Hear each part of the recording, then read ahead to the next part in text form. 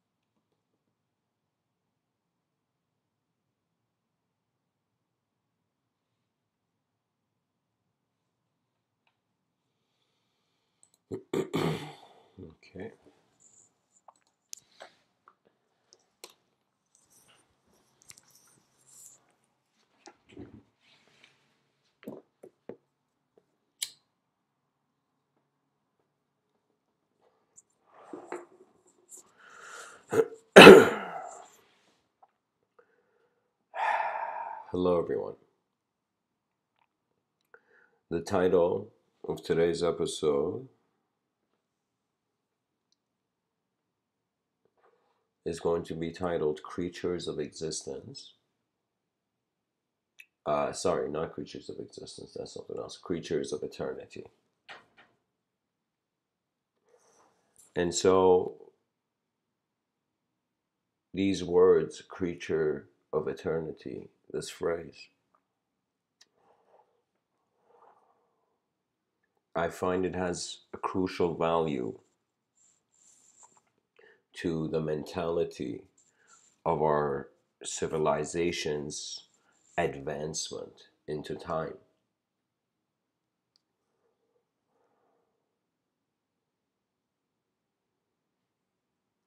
I always found it interesting that one can say the ego is concerned with time and consciousness is concerned with space. In that, in our efforts to wonder about the nature of this creature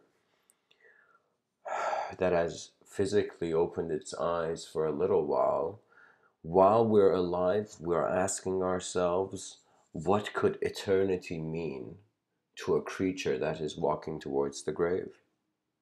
And so one can see that there is the concept of hope. And so I find that many religions, sorry guys, excuse the noises.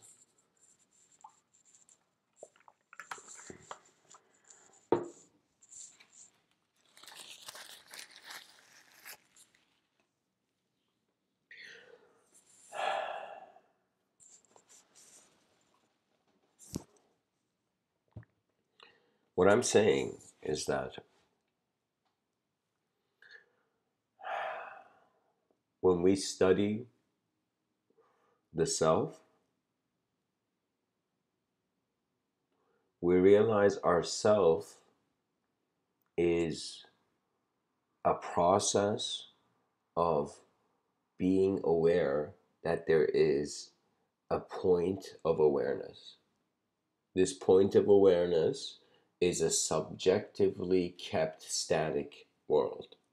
That means in order for somebody to be able to do a job, the job doesn't have to change on the spot. So what I mean by that is that you put on your gloves and you start working. And in some sense, you have a sense of how you're intelligent and how your intelligence has a relationship with a subjective reality. This subjective reality is the world behind your eyes, and it changes at different speeds. When I see violent people, that means their attention is still on the past. When I see peaceful people, I see that they're comfortably present. When I see people who are gazing at the future, I see in some sense caretakers of humanity. Anybody, like for example Elon Musk, this man, his kids might one day say to him, "Dad, you weren't a good dad," but this man has been a father for civilization in regards to thinking ahead and caring enough to do something about it. That is pretty much the story of the world, that our eyes are open, and society, history, evolution, and technology, they have risen high. They have risen so high that they have gone beyond the clouds of control. And what that means is that I think this is the way the universe works. You can't have order without chaos, and you cannot have chaos without order. You cannot have crooks without police, and you cannot have police without crime. Do you see? So there is like a yin yang kind of thing going on in this universal sector. Now, the reason I say universal sector, because the mind is sectioning everything. It is categorically finding a relationship with a subjective self, that every time you go through a new experience, this subjective self updates. What that means is your operating system, your program of how your thoughts emerge as like a subjective domain of a narrative of your identity. It's like the roots of this is, I kind of think visible reality is like that part of the tree that's not in the soil. So you see it, but its roots are hidden. So you see, I find that this in some sense can playfully merge with the simulation in holographic reality ideas. And at the same time, it can mean that our future and our past are being conceived in every moment that is being considered as a present moment of existence. So what I'm telling you is our attention is holding the knowledge of the world in place in our eyes. And what that means is that it's as if there is an intelligence that through a biologically and abstract inspired way is in some sense allowing its free will to administer certain areas of life that it can be influential in.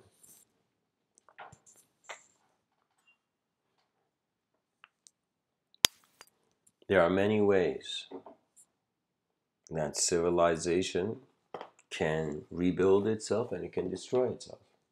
It's happened many times. Some people are hopeless from the start. They're like, oh man, some natural disaster is going to destroy everything. Like the dinosaurs, what happened to them maybe could happen to us and all this.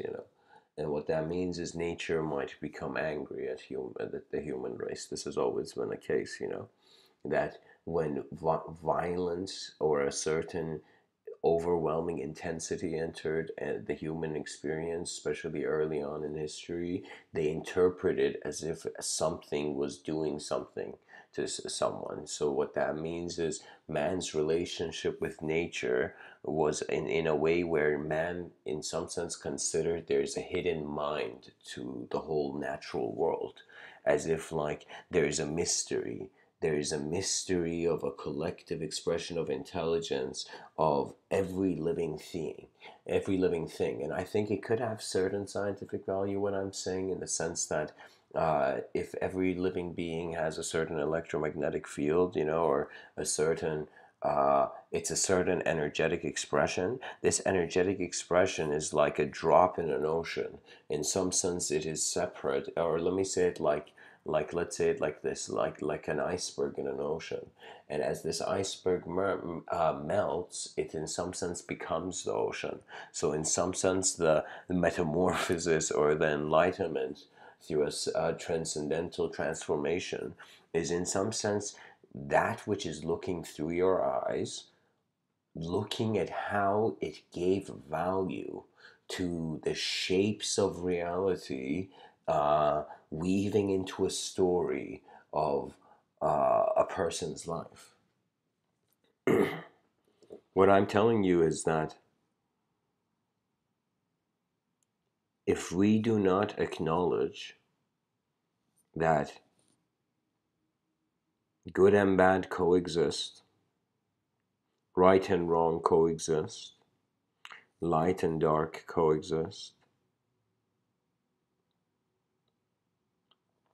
good and evil coexist, we will also realize that in some sense, any effort to go to heaven will give you an unsteady mind as long as there is hell. So I'm telling you, the concept of a utopia, I think George Orwell kind of made it like a bit like soft. I mean, his 1984 was about a dystopia, but then from that dystopia, there was the thought of a utopia. And even though one may consider a brave new world, but the bravery that is required to self-inquire into the nature of how your intelligence is even being intelligent means at some point your ego will drop the towel. It will stop fighting, and your attention will no longer be divided between the subjective realm and the objective realm, which are in some sense how, let's say it like this: the eyes of your body, like you have two eyes, two physical biological eyes that see the same. Now imagine for your soul, in quotations I'm saying your soul, uh, it has temporalness and eternity. That kind of duality is there. So what I'm telling is that to be an individual means the world has been divided and has become dual.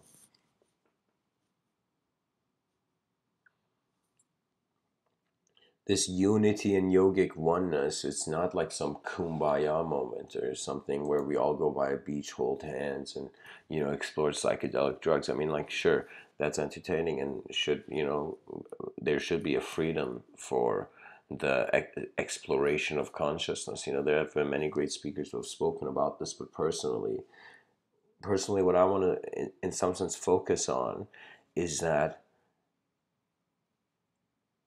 sometimes it's okay not to zoom your camera and just take a picture.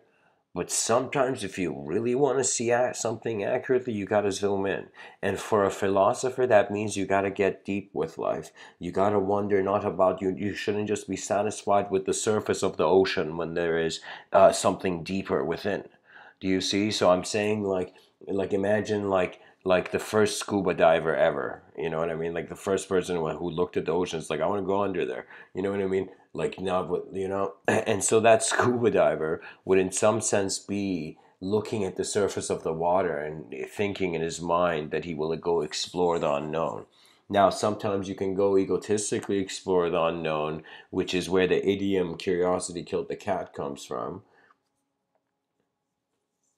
Or you can, in some sense, advance how you are realizing life and how your real eyes are present. I have personally, Mr. Within has personally, in some sense, realized that what is within me, it's like, how can I say it? In front of my eyes, the world is in two dimensions. Behind my eyes, it was never separated. That's the power of a present moment untouched by any justification, judgment, or anything. It is just yours, you as a human being. You have become a pure human being, a human being that is purely being itself. And as it is being itself, its mind will, in some sense, relocate. I don't think life is like everybody's sick in the same way, so we gotta prescribe the same beliefs to people. I don't believe that is correct. I feel like we do need to have a certain collective respect for the responsibility of the civilization's continuity, to create a society gentle and creative enough to allow genius to arise in new ways and inventions to enter our lives that will not chain us but will free us. They will free our minds. Because I can tell you, all businessmen will have to see that all that money was a game when you're temporarily physical. So life is not just about surviving like an animal. That is being told to you in a way to, in some sense, deny you the greater reality of your pursuits beyond sensory perception. So this is why I have, in some sense, and I'm not alone. There are many philosophers throughout history that have, in some sense, agreed with what I'm going to say. But I have realized that it is time humanity realizes we are no longer humanity. We are universal beings. We are universally aware. We care for our universe as it has cared enough to allow us to exist. This allowance is not attached to some dogmatic personality. It is truth. Truth has no time for lies. So you will realize the power of sincerity in mystical practice, that if you are lying to yourself, like, even 0 point how many amount of zeros you want, 1%. If you are lying to yourself, if you are accepting something when you know there is something more. This is why I like the Japanese samurai. Because one of the things you realize with a samurai sword,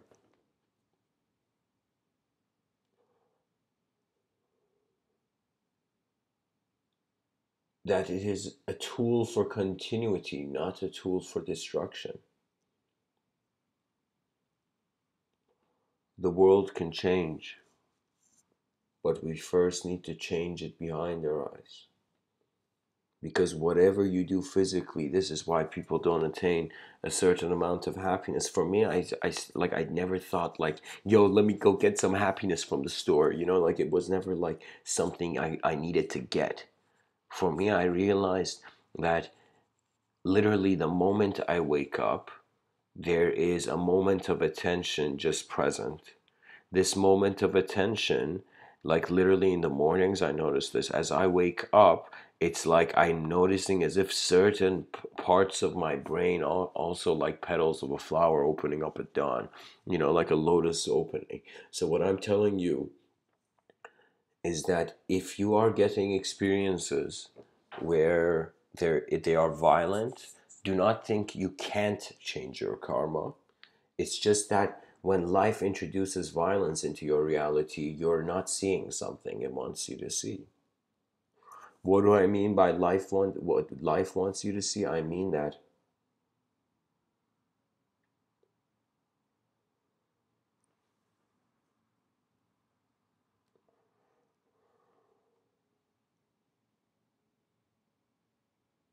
the micro and macrocosm and the mega microcosm and the mega macrocosm terms I meant for this,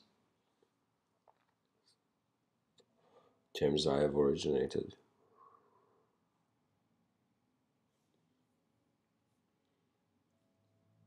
Humanity is not a rat race because we are not rats. Humanity is how fascinating a species gave its greatest performance before the universe wanted to write a new page. Creatures of eternity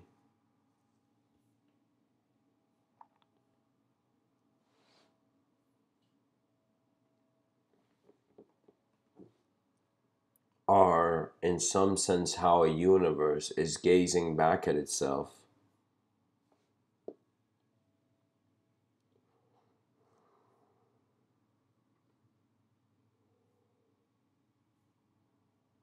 in ways where heaven and hell were states of mind, not illusions of grace and disgrace. You know, we call ourselves the human race, but if we are too violent and careless and inefficient with our world, we will be the human disgrace. We will in some sense embarrass our universal sector because we could not realize the intelligence that was accessible. If we realized that it's not just objects in this world, it is not just, we are not the greatest intelligence in this universal sector, we are the fingers of a universe that changes its mind every moment. And so stars are born and they die. Stars, in some sense, remind us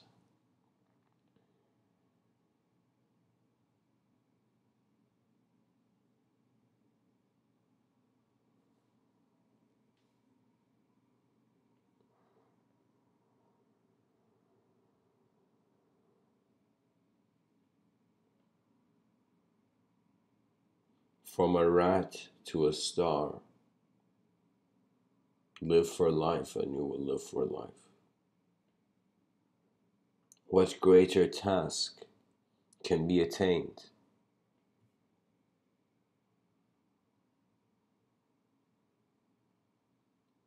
if we walk blind in a changing world?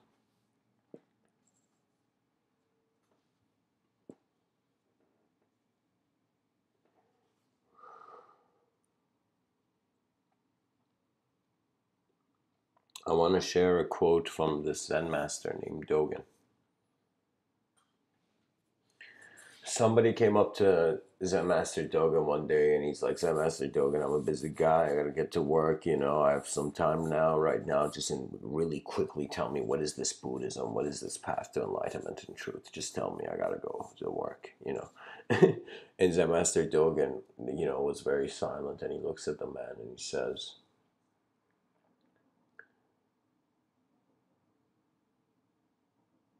the path to enlightenment is to study the self. To study the self is to forget the self. To forget the self is to awaken to the nature of all things. Then Zen Master Dogen closed his eyes and continued his Zen meditation. And that moment, that guy who, was like, thanks, Zen Master Dogen, and ran to work, that guy suddenly, it settled in, into his mind what he meant. That in some sense, we what an extreme belief is. It's not acts of terror. I mean, it definitely is, but I'm telling you, it's not just acts of terror. An extreme belief, let me say an extreme mystical belief, is the belief that you are your thoughts and you are your emotions, and that you are at the conclusion of a limited DNA process. No. You are the great witness. The great witness that has been present, and in some sense you have been watching your life since the moment you were conceived. There's two births. I speak about this, not, I haven't heard a lot of people often talk about it. But I've heard a lot of people talk about death and ego death, but not a lot of people have talked about ego birth. And what that means is that ego birth is the moment that the child becomes self-aware enough to be able to consider a thought, that it's a thought. And we indoctrinate children. We call them by their names, And so in some sense, the task of an educated mind is to preserve not just the vast libraries of knowledge that our civilization has managed to provide, but in some sense, to give the artists, to the greatest artists on this planet, an opportunity to keep drawing. Because we have risked it. The moment we created technology, it was like we risked that path. Now, midway through what we risked first, like what our civilization invested into technology. Now technology is pulling it in, you know? First, man was pulling technologies towards itself. Soon, technologies will pull man towards them, you know?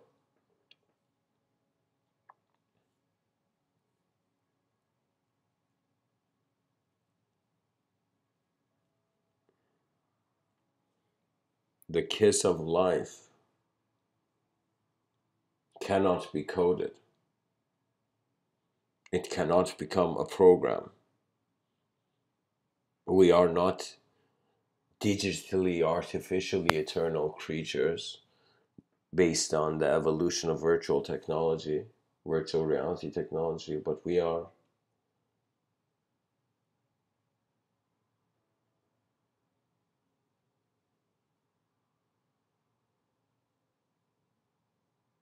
a breath in the history of space and time.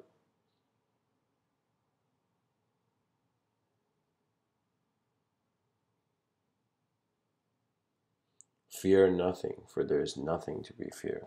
Much blessings and namaste.